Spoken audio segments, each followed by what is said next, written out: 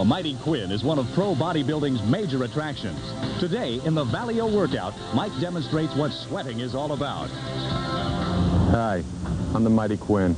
Welcome to South Florida, the place I live and the place I love. Let's go through a back and bicep workout right now, and I'm going to teach you about intensity, not duration. So sit back and let's rock and roll.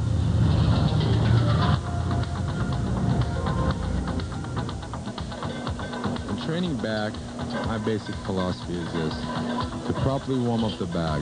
To do this, I like to do either chins or pull downs. Whereas most other bodybuilders use it as a primary exercise, I don't. I believe it is only used as a warm-up. Note that my grip is a little bit more than shoulder width.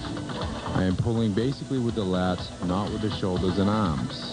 This is a very important key to warming up the lats and to get ready for your next exercises, which will be heavier exercises.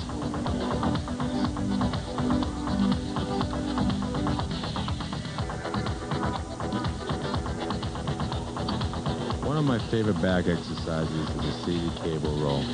Reason being is how much of stretch I can get and how much of the inner lat I can actually work. Note how I'm pulling the bar low to my abdomen and not high to my upper chest. Reason being is through this exercise, I believe that the higher you pull into the chest, the more you're pulling with the arms and shoulders. My technique allows you to work the lats more than the arms and shoulders.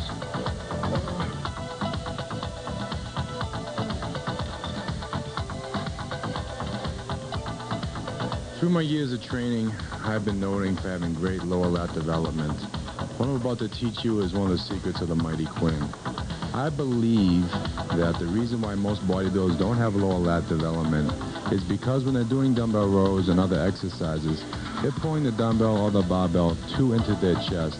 Whereas you note here how much I'm pulling it into the lower lat and hip area, which forces me to isolate the lower lat more, get a greater stretch, and actually isolate the lower lats with more intensity. Another secret to my back training has been this: I do exercises which allow me to have a greater range of motion. What I mean by this is exercises that allow me to pull my arms farther into my back. This has allowed me to have a great back on stage and work on my width.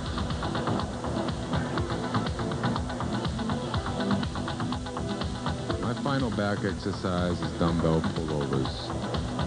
My philosophy about this, which is different from other bodybuilders, is I use dumbbell pullovers to isolate my frontal lat and intercostals. Note here how much stretch I can get and how much the actual lat is being worked.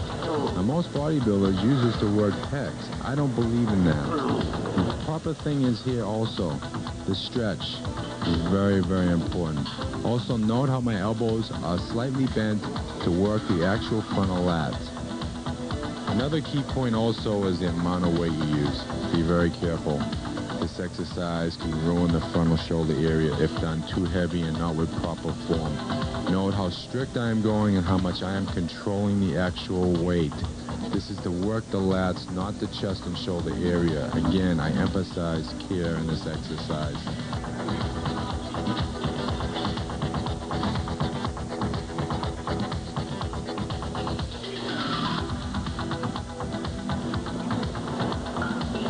Now let's move into biceps. Probably my favorite body part, what I'm known for best. My first exercise I believe in is using a compound motion, whether it be dumbbells or barbells. What I mean by compound is something that allows me to use a great range of motion. It allows me to cheat just a little bit to get that extra weight. Notice here I sway just a little bit just to get the weight up. Reason being is this is because I'm using an actual heavier poundage.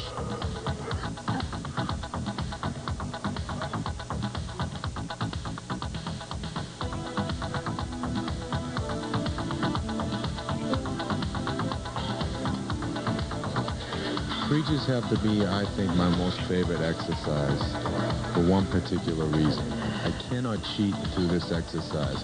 Whereas the first exercise, you have a greater range of motion to pull the weight up. Here, you're really forced to just contract the bicep. Through my years of training, I have noticed that this has helped to develop my biceps more than any other exercise.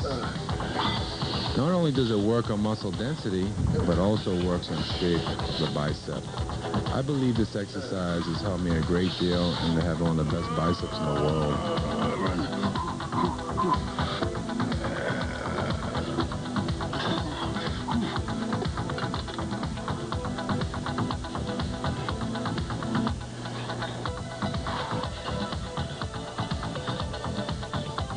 I feel the best way to end a bicep workout is dumbbell concentrations.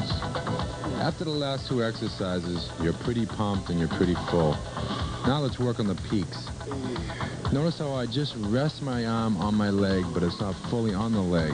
This allows me to have a greater range of motion and not cheat so much through the exercise. Again, proper emphasis on a greater range of motion.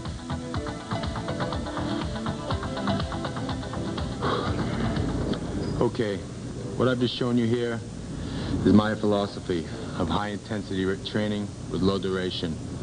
The key things to my type of training is heavy weight with strict form, not to overtrain or let my ego get in the way. I'm going to hurt myself.